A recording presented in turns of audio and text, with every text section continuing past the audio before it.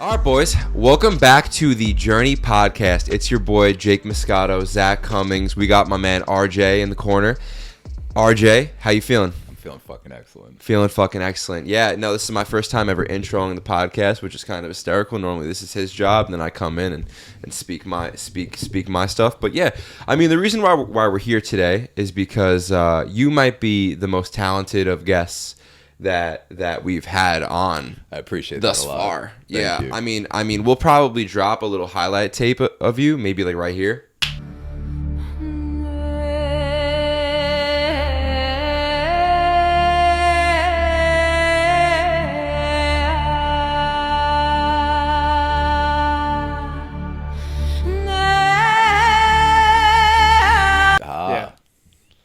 So, Yeah. you know what I'm So saying? people can have, an So understanding now- what they're about to listen to, Yeah, and so watch. Makes sense. Yeah, so Works better visually. Yeah, it works better. Yeah, I was trying to tell my mom, like my mom came outside and I was trying to tell my mom like what he does, and she's like, "Oh, he does calisthenics?" And I'm like, "Yeah." But then he's like, "Let me just show you." And then he's like It's the only hanging way it off works. of a fucking pole sideways. Yeah, when I walked in, she's like, "You got a really cool person back there. He's like a gymnast doing handstands and stuff." And I was Right. like, "Yeah." Yeah. Yeah. But what's cool about you, which I feel like I personally can relate to, is that not only are you super talented, but like you're a good looking guy, you're thank you. outgoing, you Thank you. speak well, you're intelligent, you're 40 years old, 40. you have a son, I do. 16 months. like Yeah. you have a business as well, from what do. I understand, and in a lot of ways, bro. Commercial construction. I fucking do commercial construction. You know what? But I want to say openly, like I look up to you in a lot of ways. I look up to you. Yeah. So Yeah, that's seriously, I fucking- respect you so deeply. I speak so highly of you to everyone I talk to. We've had a great connection. We've had a Oh, great. yeah. Anytime we see each other, it's always love. And the reason for doing the podcast today is because every fucking time we talk to each other, we shoot a podcast. We have a podcast, so we're sitting in the sauna Right. having a fucking podcast. Yeah. We just go. Because I remember the last time we were supposed to do it. You know Jared, right? Jared. Does he know Jared? Jared, yeah, he speaks a little slow. Lifetime. He little white kid. You might mistake him for having like I guess some type of like psychological illness, I guess. Oh, or I probably know him. I'm awful with names. yeah, he stutters a lot. He says like a stutter. Yeah, no? he was in I'm Life. sure I've met him. I believe he Yeah, was you've in met him. You've Lifetime met the him time before. when I had met you. Uh-huh. But like that day, you didn't. I think like it didn't work out, and then we just like spontaneously had Jared on. It was like a crazy episode, just Oh, like that's the way awesome. like things Yeah. works, and just fall into place Oh, sometimes. that's So interesting. like He must have an interesting story. yeah, that's why I just always like believe in divine timing. So like you called me last night, like yo, you want to run a pod at 11:15? I'm like yeah, definitely. And he said it was you. I was like oh yeah, for sure. Oh, hell yeah. That's the way to do it. Yeah. No prep. And Just that's do it. yeah. no, there's literally Yeah. been no prep. I mean, I had an idea of like the first time ever doing a podcast with you where we'd be overlooking the city and there'd Oh, be yeah, fucking yeah. 7 cameras and all these questions, but yeah, we're not that's not Yo, it how- even that's feels not how it comfortable. Like same vibe as a sauna. I like it. Oh yeah, with the the wood wood, right? paneling. Yeah. Yeah. Yeah, no, this makes sense. This is the conversation that we're supposed to be having. I'm happy that fucking Zach is here.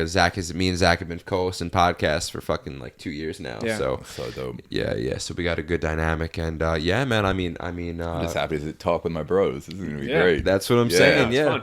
So let's jump right into it. So I guess first question that I would love to know about you is obviously people saw you hanging off fucking poles and being defying gravity. Yeah. Fuck gravity, honestly. Standing on one arm in the gym on the Bosu ball, silly shit like that. Yeah. Why? Because I can. What inspired the whole thing? Because you told me before that we obviously shot a fucking podcast before the podcast, and you told me before this is like the 20th thing in your life that you're good at. Yeah. But let's focus here for now. I guess Just this one thing? tell the story about how this all came about in whatever way you feel fit. Basically, it started when I was like 13, so 27 years ago. I was just like, I don't know, just like, I always wanted to do cool shit. Anything I thought was cool, that's what I wanted to dedicate my life to. And at the time, I was like, I want to run up trees as fast as I can. So I started climbing trees, and I was like, I'm not strong enough to climb trees as fast as I want to. So I was like, I got to get some pull-ups in. I gotta start getting stronger. And then I started doing that. And then I wanted to as I got older, I wanted to do handstands because I wanted to impress girls at parties, and then played around with that. Then I went down a bunch of different roads, and then later on in life, I used it for strength and conditioning with grappling, and then after that, after the lockdown, I was like, let's just focus on this fully, and because it's cool as hell. And basically, I just want to do anything that I think is cool and take it to the highest level I can possibly take it to, and that's what I'm doing. Well, you've done it. Yeah. You took it to the highest level. So you're saying, and then one thing, could just make sure Yeah. it's a little closer to you. Closer? Yes, Just a little yes, closer. yes. So, is it not staying? No, Fucking it's stupid not thing. that. Yeah, maybe just do that really quick. Good. All right, better. Yeah, because I'm like up here on it, and then I'm a sound Okay, like cool. a fucking Martian. There we go. You know, whatever. Anyway, yeah. Well, you took it to the highest level. So like, you're telling me like this is something that you started taking serious around COVID, like 2 years ago. Yeah, outside, like for the like a little before that, like, so I started maybe like really focusing on the art of it, not just using it for meathead strength and just to, supplement like weightlifting stuff. Maybe like 5 years ago, it became 100% soul focused, but I had been doing it in the background for 27 years. Wow. So yeah, it was just really, and then I just wanted to make it, like everything I do, I try to make it as unique to myself as possible and just explore, improvise, be creative, because everything I do is kind of a spiritual practice anyway, because I just want to do stuff that I wasn't born able to do. I just want my life to be a lucid dream where I can do things that I couldn't do while before I started doing them. Right. It's fucking amazing. Yeah. So have you ever touched weights? Yeah. Oh, I have a huge weightlifting background. So I started lifting weights like when I was 17, did mostly bodybuilding, again, because just wanted to impress people. I was 17, right. I wanted to impress girls. And yeah, that worked. And then, later on in life was doing a lot of powerlifting, Olympic lifting, kettlebells, just basically did everything. Anything I thought was cool. I always wanted to like get to a level where I was at least competent enough to be at compared to the professionals around me. What have you found to be like the biggest difference between weightlifting and then doing the calisthenics side?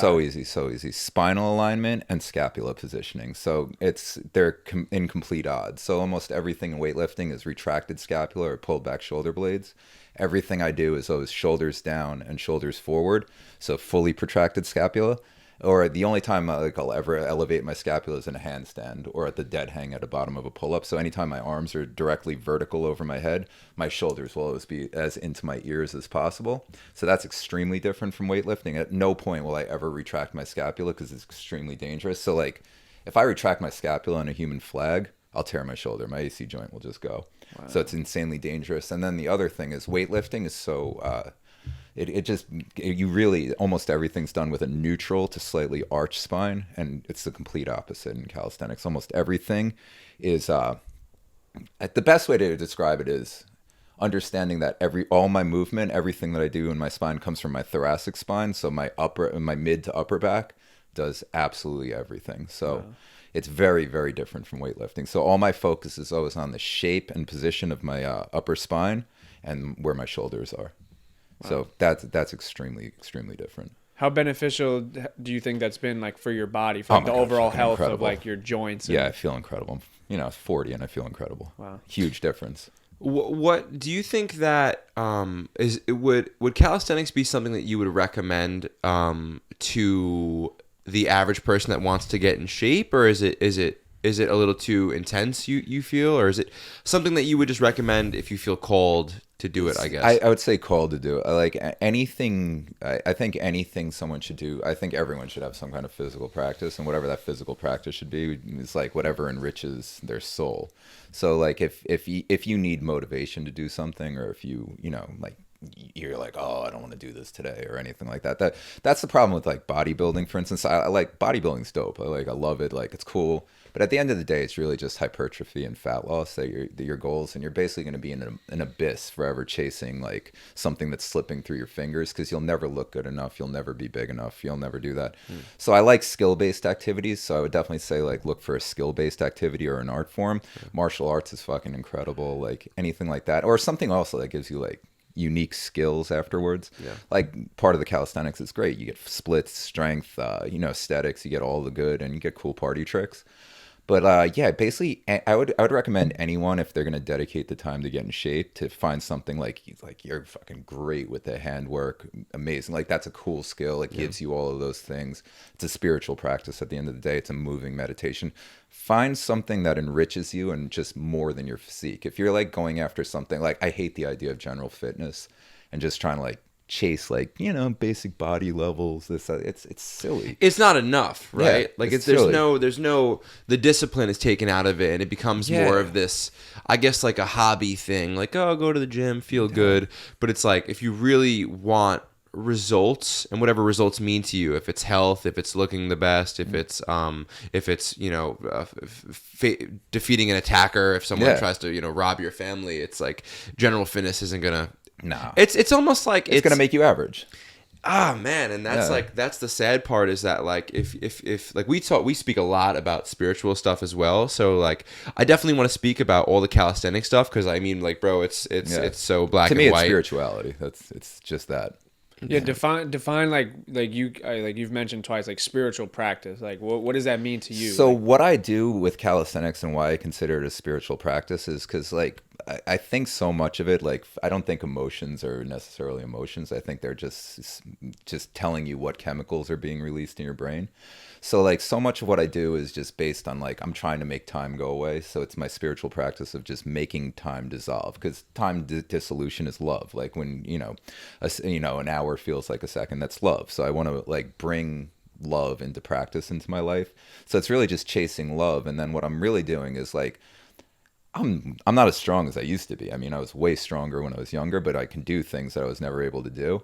So in order to do the impossible, and why I think this is so spiritual, really all it is like I'm teaching my soul how to connect with the computer in my mind to then connect those neurons to the motor units in my muscles. So I'm basically I see this as like I'm basically working on the electronics within like the car of my body. So like I'm basically just tampering with the systems.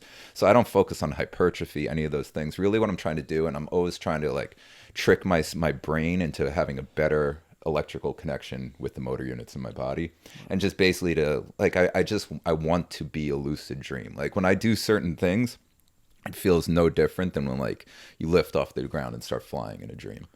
So Wow. that's basically what it is. So it's spirituality to me. I just want to do things to me that were completely not available to me when I entered adulthood. So you're saying that the only reason why you're able, or like the biggest reason, or only whatever, that you're able to do the things that you do at your age, it's not your body, No, right? not at Because all. you're old, and it's not. Well, not you're not old, I'm but also you're not older. built for this. I'm basically like I'm too tall for the sport. Like really, like Right. So there's so many odds stacked against you. So the only thing that's like allowing you to perform at such a high level is your soul. yeah. It's just I'm just trying to use the love. I'm trying to use that feeling of timelessness to like just release all the positive neurochemistry that I think is like the limitless drug, essentially. Use that, focus entirely on feel. So part of what I do is I use a lot of like you see me in the gym. I film everything, and that's not just to be like showing off and like putting it online and doing all that. What I'm really trying to do is, so this has been like something I've been working on for years. And so I'm basically trying to create synesthesia. So what I want to do is like I watch, and I study my movement patterns. It's not just to like like an aspect of it is to like be the superstar of the movie of your own life, and like to convince myself to see myself doing things that like incrementally better each time I do it. So it's just to believe in myself and strengthen my self-belief. But like the main thing that I'm doing is, while I'm watching it, I'm also trying to feel it. So I'm trying to create visual sensation that then will translate into physical sensation within. And then what happens is then when I go and I perform it, that physical sensation will then also translate into visual image while I'm doing it. So I know exactly what everything looks like as I'm doing it, because feel creates the vision in my mind as I'm doing it. And it's just like watching it creates the feeling within my mind as I'm watching it. wow. That's such an incredible point that, we say a lot, it's mind, body, spirit, but we focus on improving the mind, reading books, learning. It's all three. It's all three. And that's what spirit takes go over there spirit, or it's not even go over there spirit. It's like people are like, I don't even fucking believe in that Yeah. shit. Do you know what I'm Oh, saying? I love that. But to hear you speak so passionately about your spirit and your soul being the main contributor, that's like kind of 100%. driving this vehicle of a body and this computer chip of a mind, it's very inspiring to me, and it makes me. I want to ask you, what kind of what tapped you into the soul and made you realize that was probably your most powerful asset? I guess just born that way.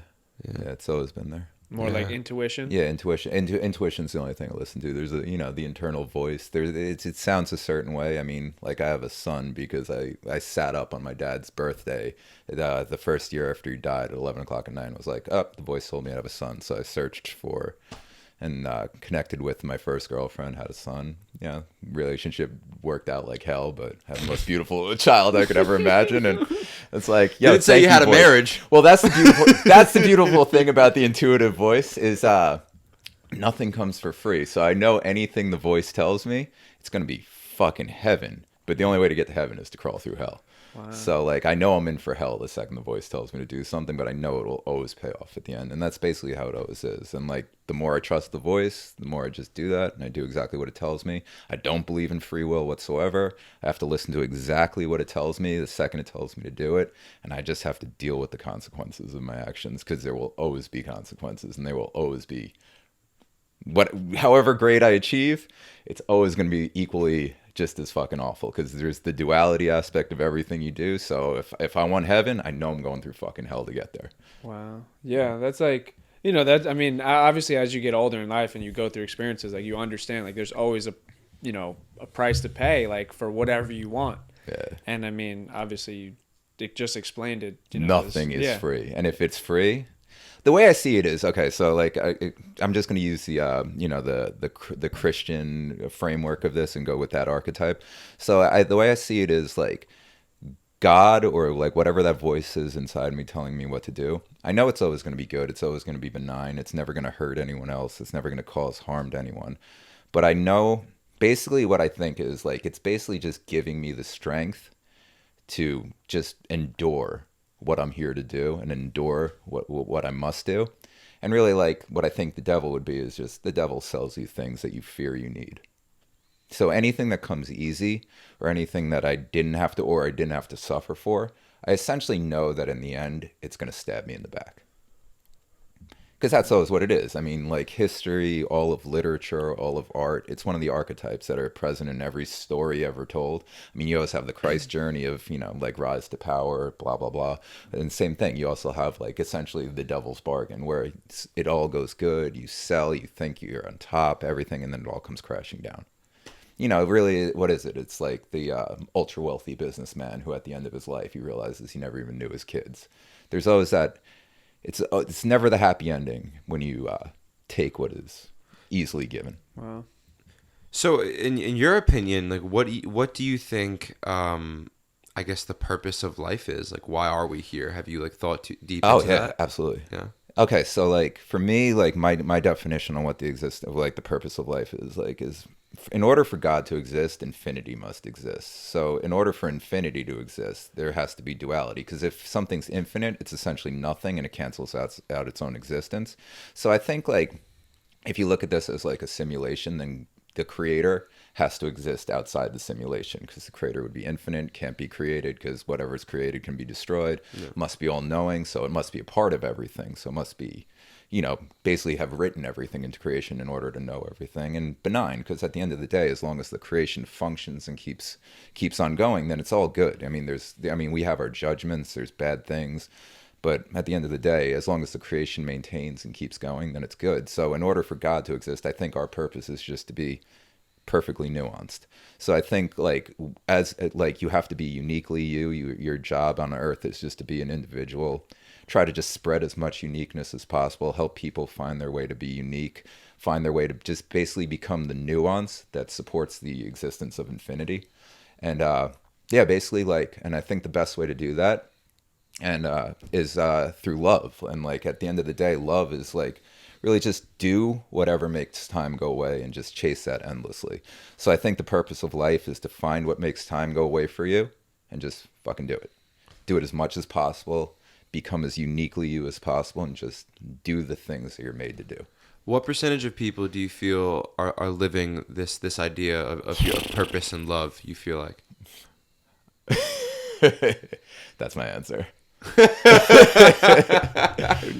now why? Hopefully many more. Yeah. So listen, I choose to say as many more. I'd hope everyone lives that way. well, I mean, I'm gonna go out there and flat out and say it. I think it's like I think it's a very 0.0001% of people are living a purposeful life. They're living their most unique, most authentic life. We preach that shit all the time. I mean, I personally feel a lot like you, definitely a little younger. I mean, you seem.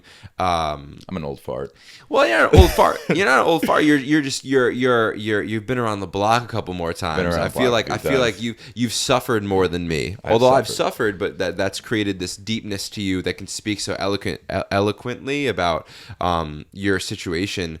But yeah, I mean, why do you think? Because I personally believe the number of people that are really chasing their dreams and are living this idea of love and are living their uniqueness and their purpose. I personally believe that number is small.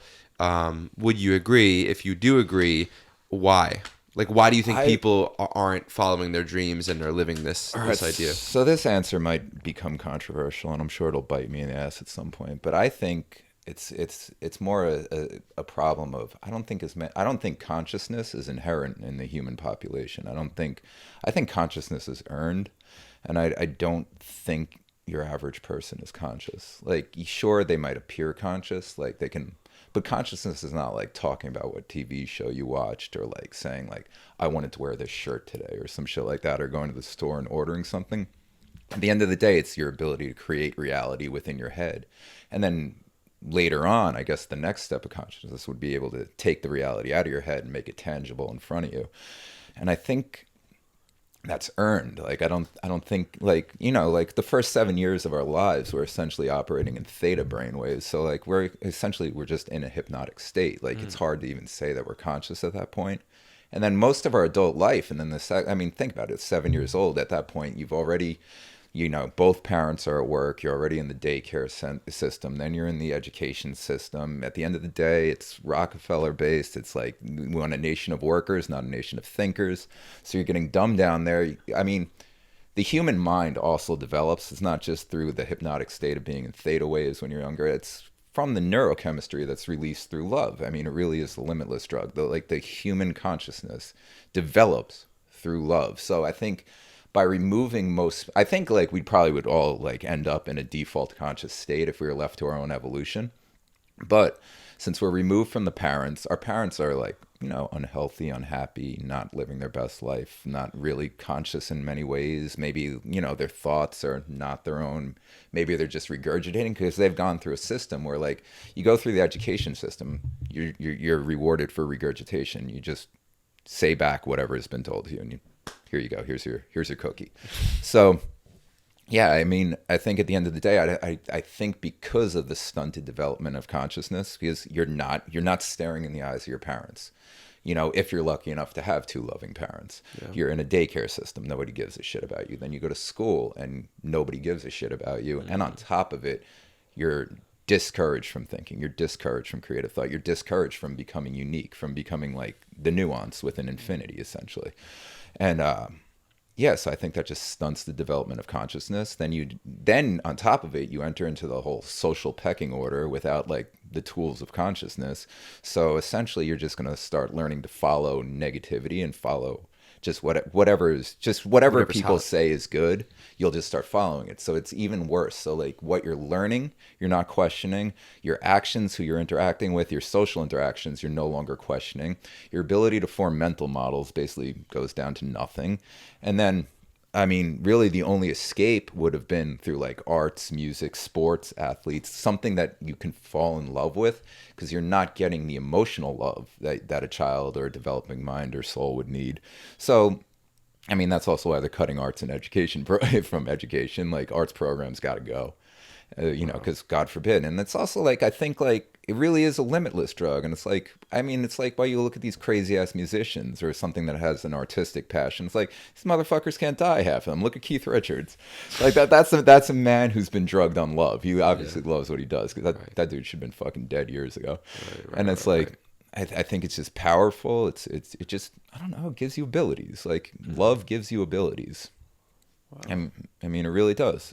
Love gives you abilities, and love is what unlocks your consciousness. And I want to be clear. And again, your definition of love is the passing of time. The passing of time, and also the dedication to something incredibly, incredibly complex and difficult. So, like, you have your parental love, right? Which I don't know. Well, I mean, in the moment, it might be incredibly difficult, so it might not pass as quickly. But then what everyone says, like the number one thing, like, you know, now as a parent, it's like, I'd say 99.9% of people, if they see you with a kid, like every single one of them says the same thing. Enjoy it while they're young. It goes so fast. Because, yeah, that's what happens when you love something. It goes so fucking fast. Yeah. You know, like when you're with like a woman or whomever you may love, right? It goes bam, bam. Like you're with them for a fucking... Like, what did you just get here? No, we've been here for fucking 5 hours already. Right. Yeah. You know, like, and the same thing, I guess, goes to these things that are incredibly, incredibly difficult that you dedicate yourselves to, especially the creative aspect. Because when there's creativity, what you are is you're taking from within. You can't be creative without being able to create a mental model within your head, then pull it out of your head and make it tangible. That's why I think it's so important to consciousness development. So... yeah, then, I mean, think about the amount of time. Like, how many thousands of hours do you end up dedicating to your craft after time? And what you just, it's not, I don't think it's as strong as, like, emotional, parental, interhuman love. Because also when human beings interact, I think they form a shared super consciousness between them. And I think that just makes everything easier, which is why, like, if you are lucky enough to create with other people, I think you're always going to do much better than you would on your own. If you can find like-minded individuals to share that wavelength and go into harmony with, and then just like create.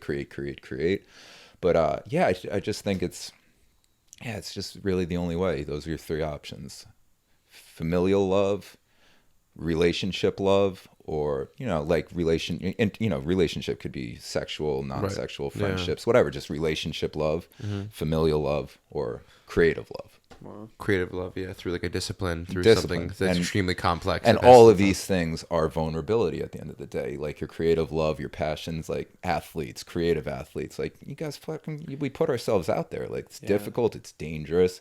Deal with tons of injuries, deal with fucking haters, deal with people thinking like blah, blah, blah.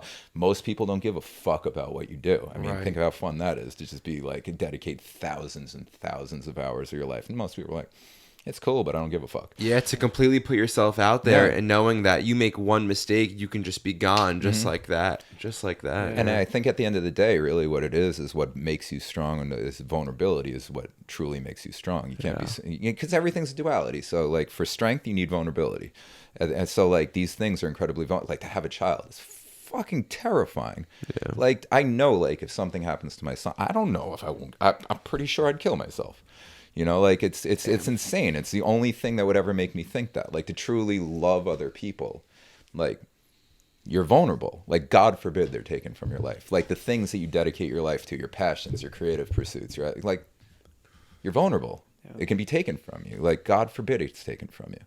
But that's the beauty of these things, too, because then they also write themselves into your existence. So no matter what, if, you know, like, someone you love is taken from you, they're already written into your existence. They're part of your DNA. You've shared a consciousness with them. You've shared a mind with them.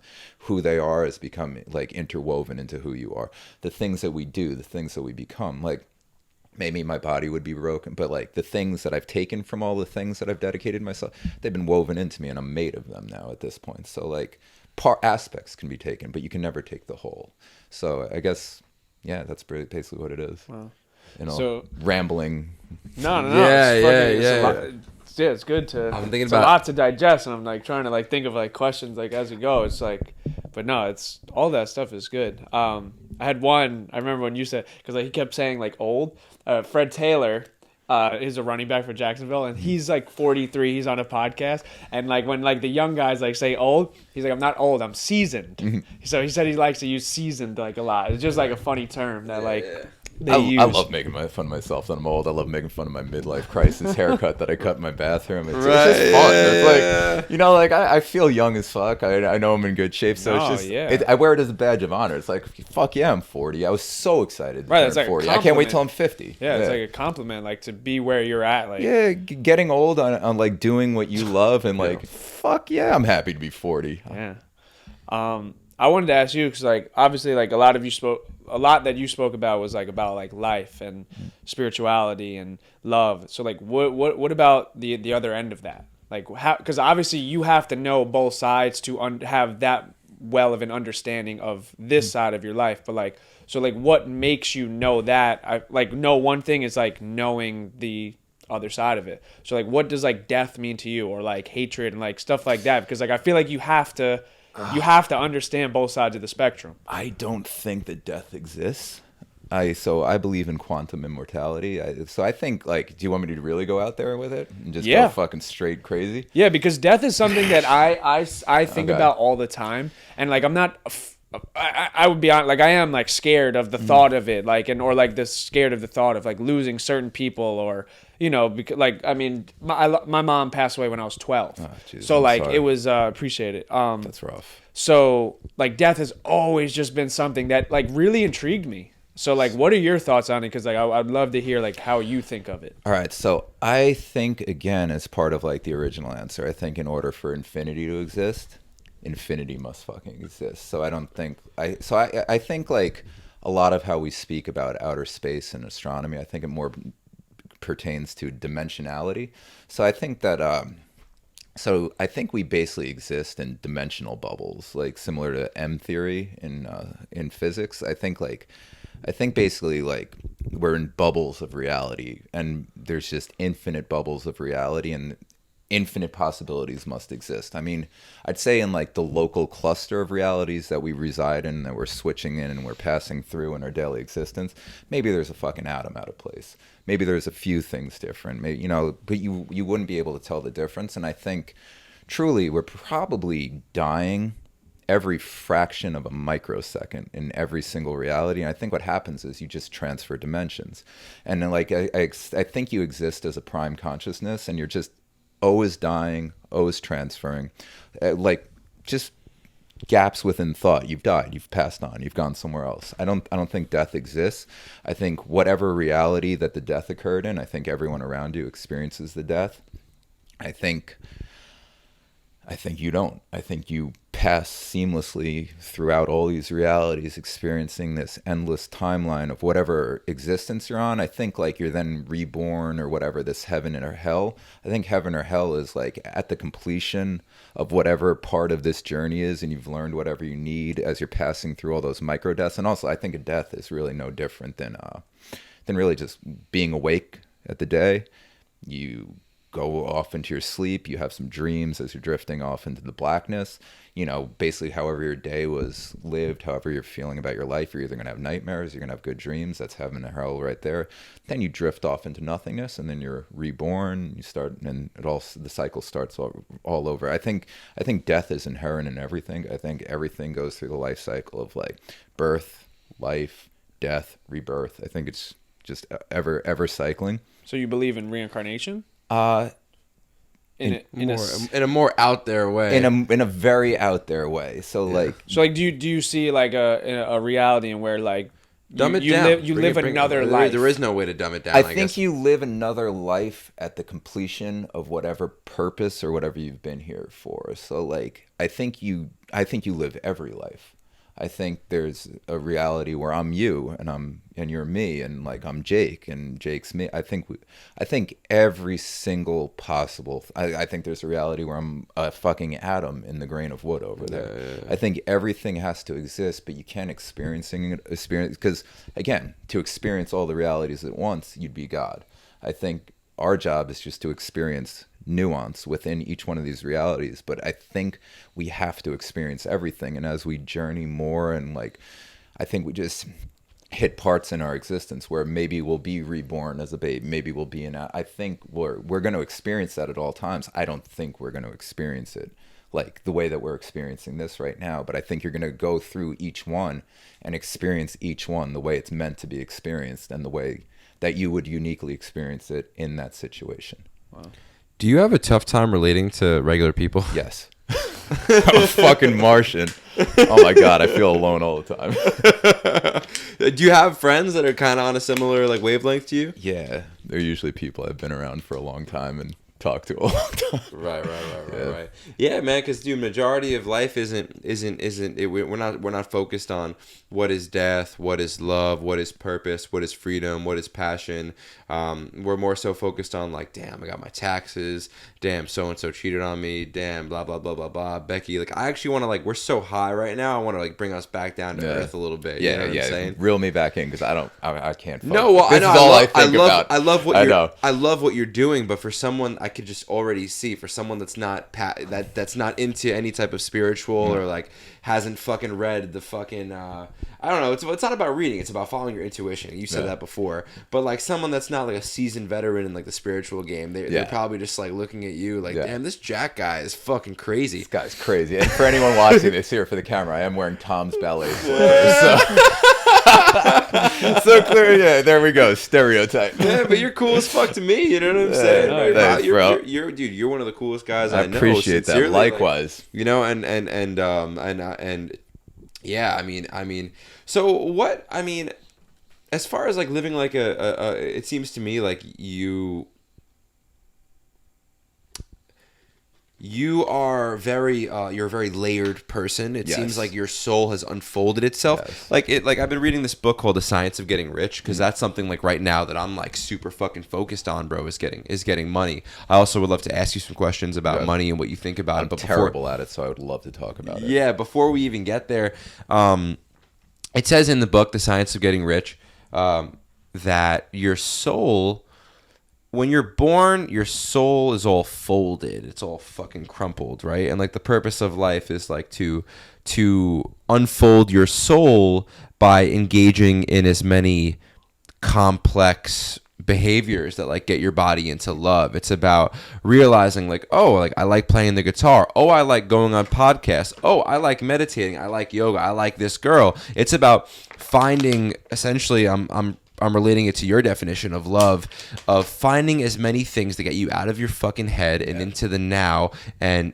just going with it. And it seems to me like your soul is you're at a place now, 40 years old, where your soul is unfolded, right? And so you're not like it's getting there. It's a never going process. It's a never going process, but you're pretty far along the way.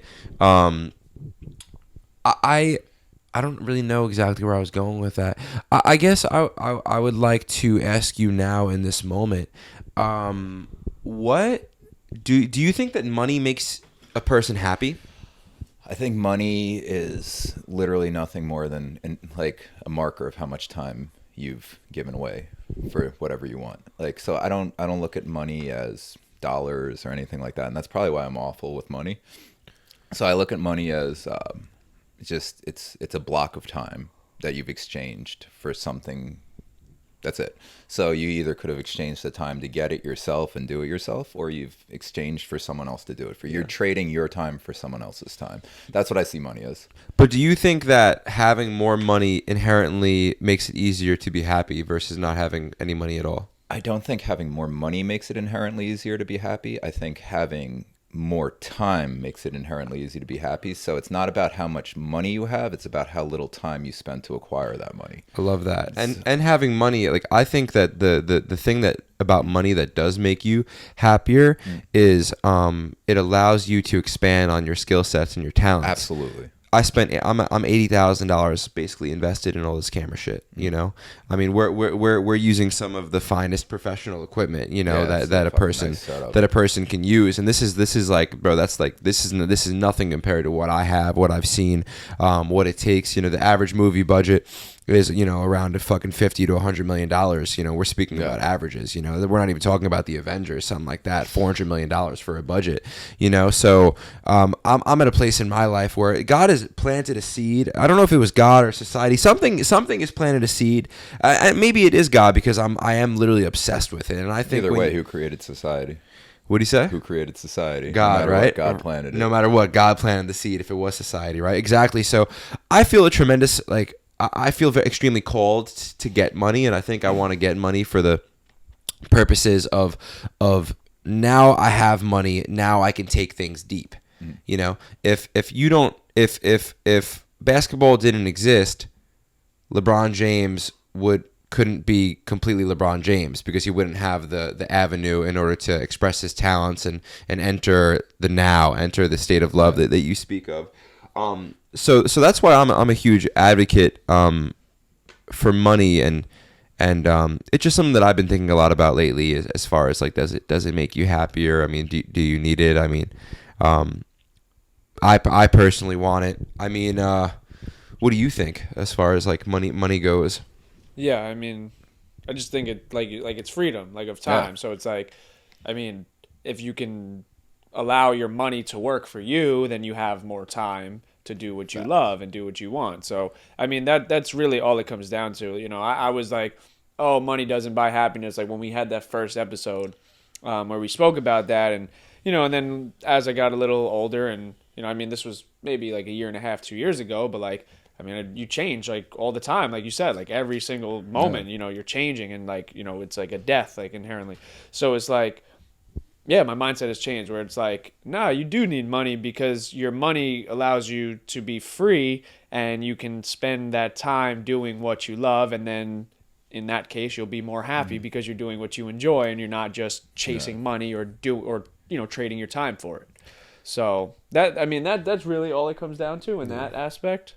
I mean, to kind of like switch gears and shift gears, I wanted to ask you of something that interests me also, is the the diet, like food, and you know, you're a vegan, right? So talk about that, like what, were you always a vegan, or you know, what made you go that route? Like, what have been the benefits, or you know, talk all about that. All that. I wanted to say one thing about money, and probably why I'm so awful at it is because I want money, but what I really am saying when I want that is I want maximum amount of freedom.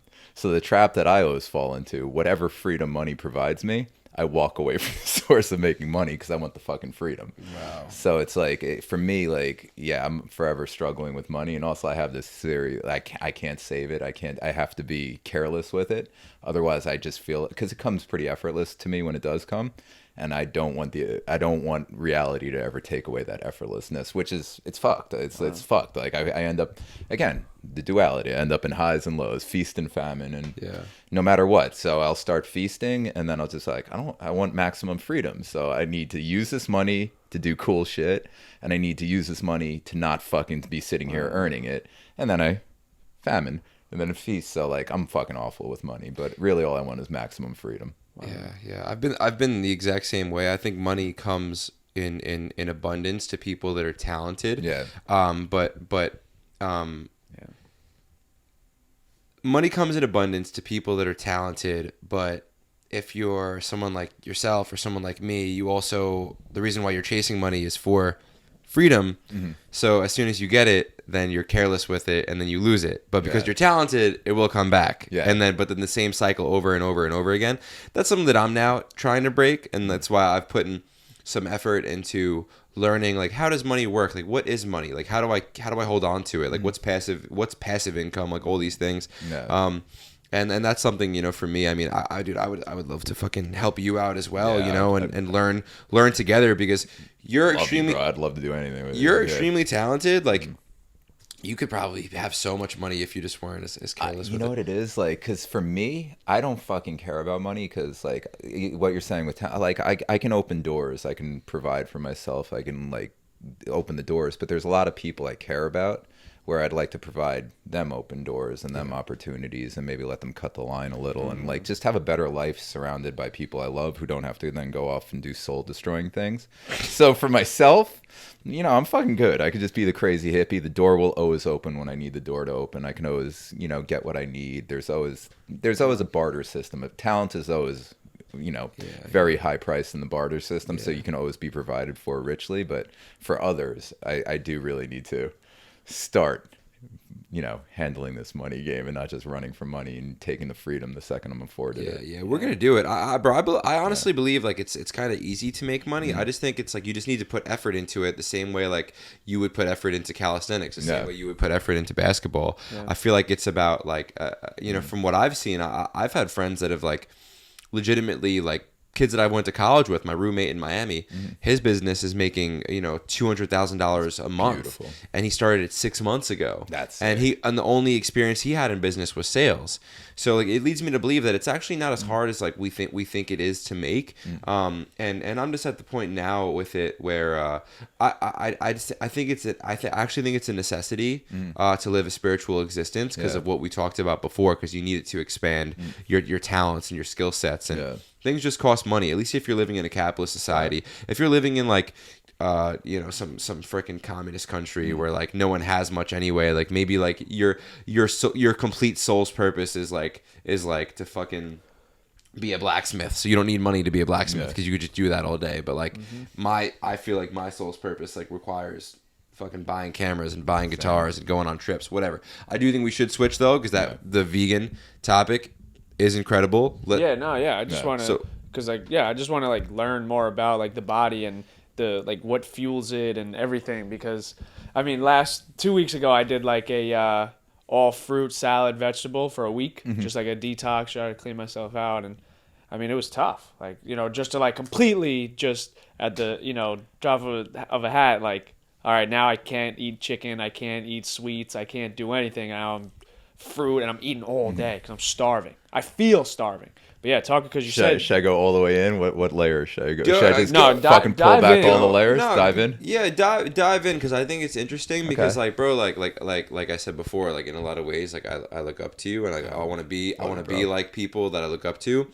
But I just don't understand the vegan thing. It hasn't been presented to me in a cool enough way yet. So for me, like, so we're talking diet, nutrition. So let me preface this a bit by going over that. So I'm not a vegan at all for health. Like I know you can do like, and I think like all this talk about like health, this, that, you know, like between vegan and meat, you know, like it's fucking stupid, because you can be healthy either way. At the end of the day, just don't eat processed shit. It's really simple. You want to be healthy, just don't eat processed shit. Yeah, done. You can eat whatever the fuck you want, just not processed food. Processed food is terrible. Processed food is like shit in a package, like shit that's made for you. Don't eat shit that's made for you. Yeah, because if it's made for you, it's poison. Yeah. You know, like buy shit that you have to make yourself. You know, like shit. If it's good for you, it takes effort. Like do things that take effort. The end. So like I think the health debate between the two are silly. So that's why I never partake in it. Like, so for me, I fast for health. I only eat once a day at night for health. And that's really what it like leads into like my theory on eating. So I don't look at food at all as fuel. So I want to consume myself throughout the day. I want to use myself as fuel. And then at the end of the day, I want to eat food as building blocks and build myself anew. Because again, I want to go through that dust cycle. I want to go through birth, life, death, rebirth. And that's what I'm basically trying to like model my existence after. So I want to consume as much of my body as possible throughout the day. I want to be in I want to be in a catabolic state. I want to be struggling. I want to be suffering. And then I want to fucking build myself at the end of the day before I sleep. That's why you have no fat on you, because you fucking you're literally burning all of your body. Yeah, I want to eat myself all day long. I want to consume myself. I want to take my old form and fucking eat it and just set it on fire. So you're saying that it's more of a spiritual thing. It's a spiritual thing. Yeah. Wow. Yeah, and like, so I want to rebuild myself. Yeah, that's what I'm really doing, like nutritionally.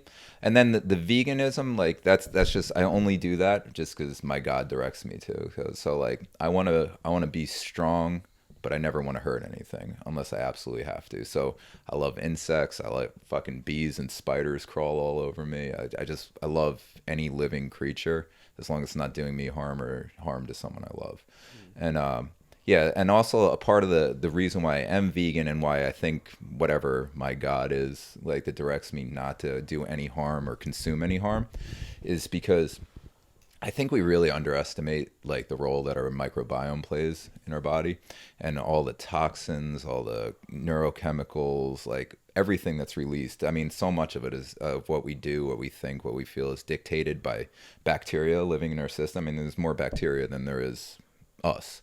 And I don't want anything in my body. I don't want those species living in my body that would require me to consume anything that consume another. I don't want to consume suffering. I don't want those. I feel like they negatively impact me, and the longer that I've been away from eating anything like that, I you can feel the shift. I think like what you're going through, it's insanely difficult to start fasting. It's insanely difficult to like change your diet and remove or add anything to your diet, really, especially when you're because like let's say you remove meat from your diet, like. Yeah, you got a whole shit ton of fucking organisms living inside you that completely rely on those amino acids, on those micronutrients that are found within the meat that you're consuming. So while those motherfuckers are alive in you, you're going to be miserable. They're releasing toxins. You're going to be sluggish. You're going to be like, I mean, you're going to have cravings all day long. Yeah. Are you having the cravings? No, no. I mean, your microbiome's craving it. And yeah, that's why I just don't want to be controlled by anything that would make me do things that I spiritually disagree with. And I don't judge anyone. You want to fucking eat meat? Eat meat. It's you. And just, I don't want to fucking do that. Wow. Yes. So like what is like, say, your diet? Because you said earlier like you eat one time a day. Yeah, I eat once a day. So like what does that meal look like? As much as I can eat. So like it's primarily like complex carbohydrates, or it's just carbs. It's like carbs. I pay very little attention to protein or fat. Like, you know, like I'll eat like tons of pastas, tons of breads, tons of rices, tons of vegetables. And you know, usually like some little vegan protein source, whether it's beans, tofu. Sometimes I'll eat like a piece of shit Beyond Burger. Again, it's processed bullshit. I know I'm eating crap when I eat that shit. I'm not like one of those vegans who are like, oh, it's a Beyond Burger, it's good for you. It's fucking made by some asshole. Like, I know I'm eating dog shit. Like, stop it. And then I'll eat as much dessert as I can get in me. And, you know, the desserts are just like, vegan dessert is actually fucking awesome because it's really just, I mean, it's eggs and butter. It's easily replaced with like coconut oil and a little bit of flaxseed. So they taste the same, if not better. The only thing that sucks is ice cream. Vegan ice cream really kind of blows compared to regular ice cream. But again, that's processed bullshit anyway, so you don't eat that much of it. But like just as much as I can, to the point where hopefully I don't want to eat again for 24 hours. Wow. And then what about like the water? Sorry, like it's just water all day? Water, black coffee, seltzer, tea, just anything really without calories. Dude, there's got to be something to this diet. I have a theory on this because you eat just like Mikey Musumeci. You know who that is? Yeah. Yeah. So do you know who that is? He's a jiu-jitsu guy. He's like fucking young jiu-jitsu guy. Like he's coming up in the space. Like one of the best in the world. Like young guy. What is he, like 21 or something? I don't know. I'm so far removed from the sport at this point. But bro, he's filthy at jiu-jitsu, and bro, his sister's great too. Yeah. And then he eats once a day, and he eats just pizza and pasta. That's it. Yeah, you can eat whatever the fuck you want. Yeah. Like that's what I mean. Like I fast for performance. It's the most profound life hack I've ever done. Like eating once a day is huge. Mental energy, like cognition, just acuity of thought, like everything's through the roof. I mean, I fucking work out every day fasted. Like, you know, like they'll see in the highlight video the shit I do. Like, you fuck that. Like, what do you mean? You need fuel? Like, motherfucker, I haven't eaten for 20 hours and I'm doing this shit. So you don't feel like, you don't feel sluggish after a workout? No? Do you ever get like lightheaded? I feel sluggish after I eat. So I feel fucking on fire after workout. And then I eat food, and I know I'm in for 2 hours of just like the pain hits. Like I feel like a fucking normal human again. Wow. And then the digestion will happen. That's one thing I do like about the vegan food is I feel like it just goes through you quickly. It digests quickly. I don't feel like it does as much damage. But again, eating clean sources. Like I didn't eat as cleanly when I wasn't vegan. So like I'm comparing it to a less clean diet. But yeah, I don't know. Just like I know I have 2 hours of feeling like immortal, and then I'm like back to fucking superhuman again, and just like on fire.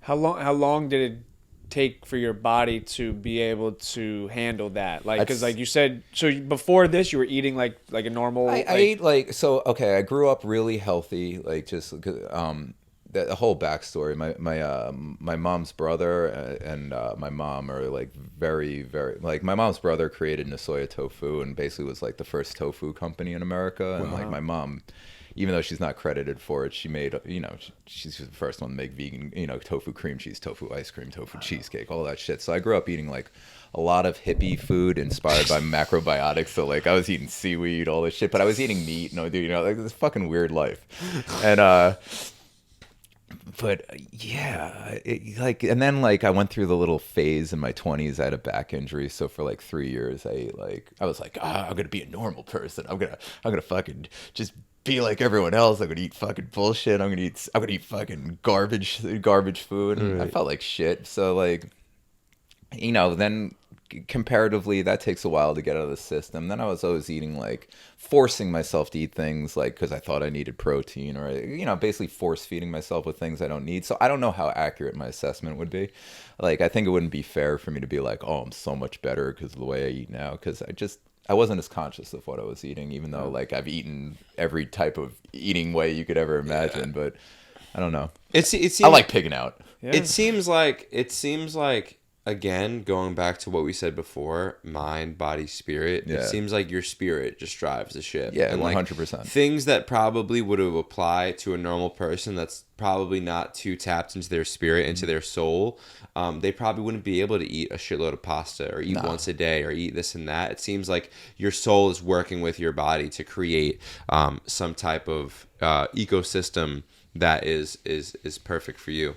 I think whatever really enriches your soul, I think your food more so than your body needs to enrich your soul. And just you need to believe. I think really most things come down to nocebo or placebo. I think you really need to enrich your soul, feed your soul what your soul wants to eat, and just find the thing that absolutely you're convinced it works for you. That's what I'm saying. I mean, I really think a person could probably be nutritionally sound just eating plates of raw dog shit if they thought it would help them. I mean, I don't know. I don't think there is an ideal diet. I don't think there is any of that. I think it's like working out. Find the thing that brings life to you. How you eat, find the thing that maximizes like your vitality. Whatever makes you feel most alive is the shit you should be fucking eating and doing. Yeah. No, I was gonna say, like, I mean, it seems like your mind, your body, and your spirit, like, you've got it to the point where like they all work as one. I hope so. Yeah. Like, I mean, pretty damn close. Like from what so. you've explained, but like I feel like for the average person and people that don't live in that mind, like everyone, like their mind controls this, their body can do this, and then their spirit does this. So like I feel like a lot of people have intuition, but they can't transfer that intuition into their mind to then use their body to take action on what they feel. I'm glad so you like said that. That's like the toughest thing, and I mean that's like the main message I've got out of this, where like you talked about like just trying to connect those three, and then ultimately like understanding that like if you want something great, you're gonna have to go through a tremendous amount of pain to achieve that. So and that takes all three of those being completely aligned to be able to do that on a consistent basis. I think like everyone too, like at some degree, you know what you should be doing right from the jump. Like my whole life, I knew I wasn't supposed to be eating animals because I fucking loved animals. Like I was just conditioned to it. For a long time I did it because I was like, oh, I need all this protein. But I always knew what I was supposed to do. But again, I think I've had a pretty strong intuitive voice forever. If you don't have that, if you don't have the intuitive voice shouting in your fucking ear, then I guess your job is to experiment and like learn yourself. I mean, really, you spend all this time like learning how to memorize shit in school and learning how to like, kiss up to your boss. How about you spend some time learning who the fuck you are and like what feels good to you, what works for you? Because we're all different. Like I love peanuts. Some motherfuckers die. You eat a peanut. Like there is no one size fits all anything. Like that. I fucking hate studies. I hate nutritionals. I hate any study like for the human body. Because at the end of the day, it's just averages. Like it's always going to be limited by its sample size. Like fuck the studies, flush them out. Get yourself to a point. Like I'm the thing I think I'm most proud of is I don't think I could ever be represented by a study because I want to get to a point where there's not enough people like me to ever get a decent sample size. So like fuck whatever anyone tells you. Fuck what the experts tell you. Learn your fucking self. Like best case scenario, the experts can only tell you how to be is dumbass average. Yeah. That's it. That's all the study is. It's telling you fucking averages. The end. Wow. Like fuck that shit. If you don't have a strong intuitive voice, eat everything until you figure out what you're meant to eat. And obviously, if you have allergic reactions, don't eat that shit because you'll die. Yeah, or and to expand it, take it a step further, as like use eating as a metaphor for just try everything until you learn what you're supposed to be doing. Yeah, like if you don't know what you want to do with your life, if you don't know what you love, if you don't know what animates you, if you're just like, for instance, generalist. Okay, maybe your job is to be general. Maybe you should be eating everything, doing everything. But if not, and you don't feel enriched by generality, it's like do everything until you figure out what to focus on and what to dial in on and what to do. So, I mean, it's annoying. Like I never really have good diet advice because my diet advice is, I'm not you. Figure out what the fuck works for you. Eat, motherfucker. Like what works? Like what makes you feel better? How do you look best? Like. I could say the fasting for me is the best performance hack, best life hack I've ever come across. Nothing has had such profound results on like health, performance, everything. Wow. But that's me. Yeah. I can't speak for other people. Yeah, I feel like too many times we do that. Like as people, like we always seek advice from someone else to help us feel better because we think we're gaining knowledge that we can now apply to our life to make our lives better because someone else told us what works for them. Yeah. And it's like life doesn't work like that. Like you said, like you need to do things that work for you. We're all genetically completely different. So different. Genetically different from your parents, from your brother, sister, family. Like so everyone has, an exact science of what works for their body. And fuck the experts. Fuck what you're supposed to do. Fuck it all. Find yourself. Yeah, figure it out. Figure it out. Like there is no right answer. If you just keep looking up to people and asking them what they do and then trying to duplicate what they do for your own success, best case scenario, you don't know. You might be 1,000,000 times better than them. You might be able to surpass them. You're only limiting yourself to whatever, not even whatever they are, but to whatever you perceive them as. So, I mean, first of all, you're already looking up to them. So your perception is going to be inaccurate because whatever we look up to and we worship, we're always going to be wearing our rose-colored glasses and, avoiding the faults and only focusing on the good. So, I mean, again, that's good. It might give you a placebo effect of your own results. But at the end of the day, you can only become the caricature that you've made of them. So why would you ever want to be the caricature shadow of some incomplete version that you don't even understand? You'll never understand them completely. So you'll just be this incomplete caricature at best case scenario.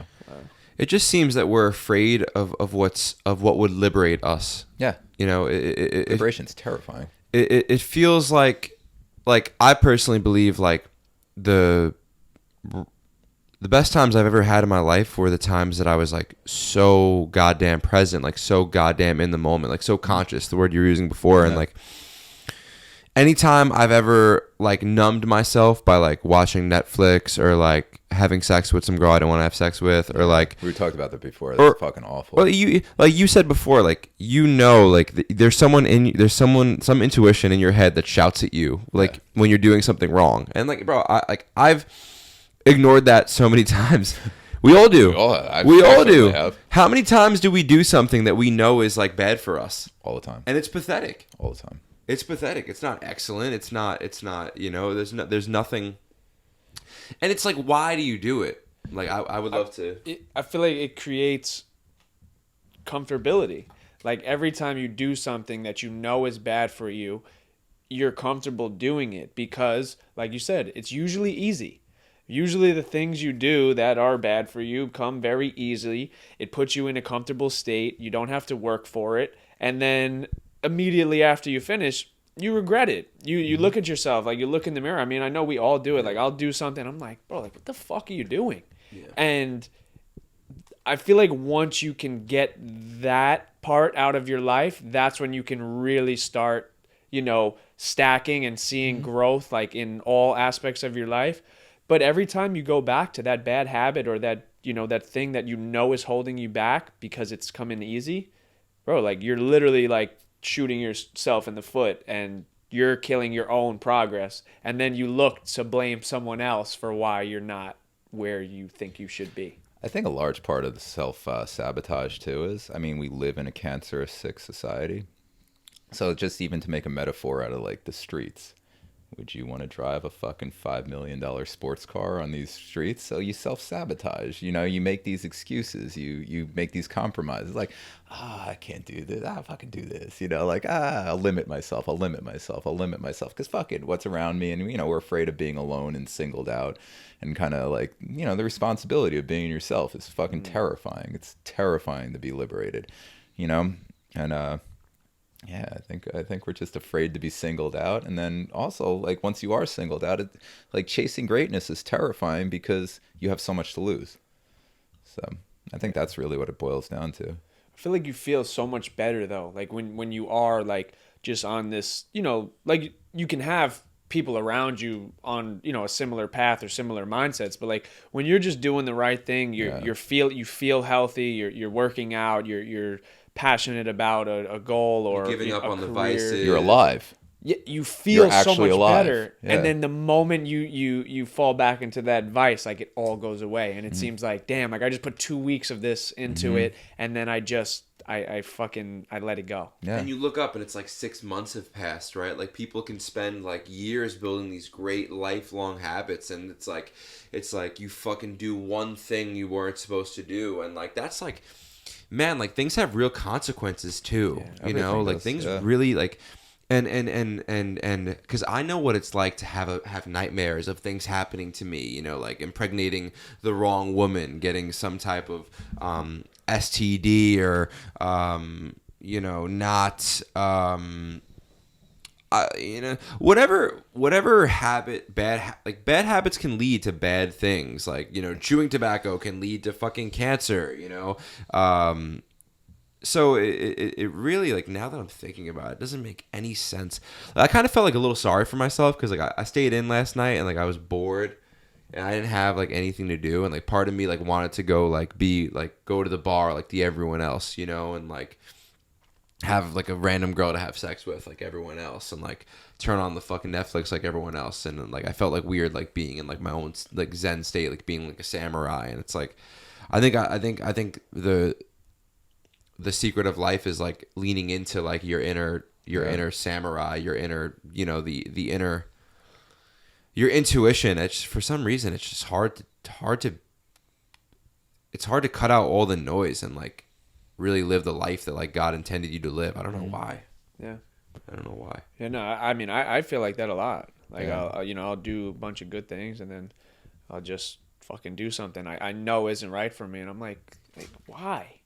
Because like in the moment, like it's just that immediate satisfaction, that immediate gratification of like whatever you're doing, like it brings you.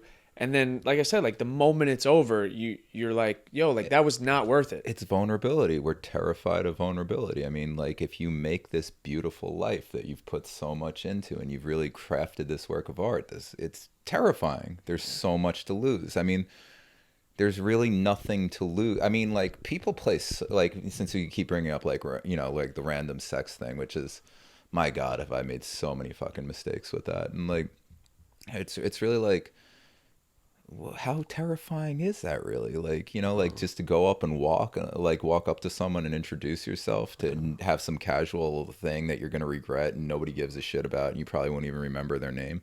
It's really not that terrifying, as opposed to like actually finding someone who like you really want to strive to be with, who like being around them will enrich you and make you better. It's so fucking vulnerable. Like it's like we think like basically we're just, you know what I think it is? I think we're like addicted to creating micro fears. Like, you know, like I struggle with nicotine. I fall off the wagon all the time. I love nicotine. It's my favorite stimulant. I adore it. And I fall off the wagon all the time because I think it's just like micro fears. You know, I do all these things and I just, I want to damage my body a little. It gives you an excuse to like if you're like, all right, well, like, okay, maybe I didn't maybe I'm not excelling in life because Yeah. I still have like these like little mediocre things I do. Yeah, you give know, you an out. That's so. I love what you just said there. Yes. yeah, because it's true. It's like we even had a friend on our podcast. I'm not going to say the name, but we had a friend on our podcast maybe about a year ago, and he was like, the reason why I never truly tried anything is because I'm afraid of like if I don't try, if I fail, it makes sense. But if I try and I make fail, then like, what does that say about me? You know? It's giving yourself like a self crutch mean- that you can always fall back on, and you can always like, well, if I would have gave it my all, I probably would have, achieved it, but I didn't. So like that's why it didn't work out for me. Because What the fuck is failure? it feels that's the thing is like, what is failure? Like there really is no like crazy That's consequence. time. And failure is actually essential to growing, Yeah. to learning, to deepening your personality, to entering new relationships. Like you said, how easy is it to sleep with some random girl on the So street at a easy. bar? How hard is it to find someone that you truly care about and truly love and nurture So that difficult. relationship?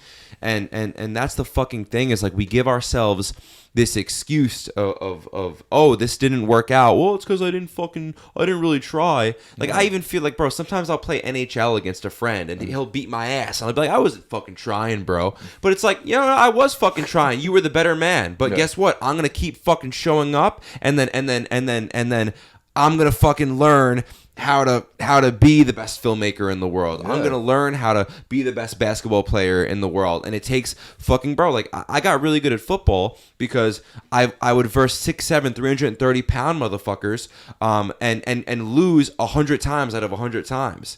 Yeah. And that's probably what it took you. You probably lost 99 out of 100 times. Well, in the beginning, I would lose every time. Yeah, 'cause I but was but, just so but bad. beginning Yeah. like the failure. What the fuck is failure? Failure does not exist. Failure is just time. You're blinded by time. Like that's all failure is. Like you first of all, it's a success.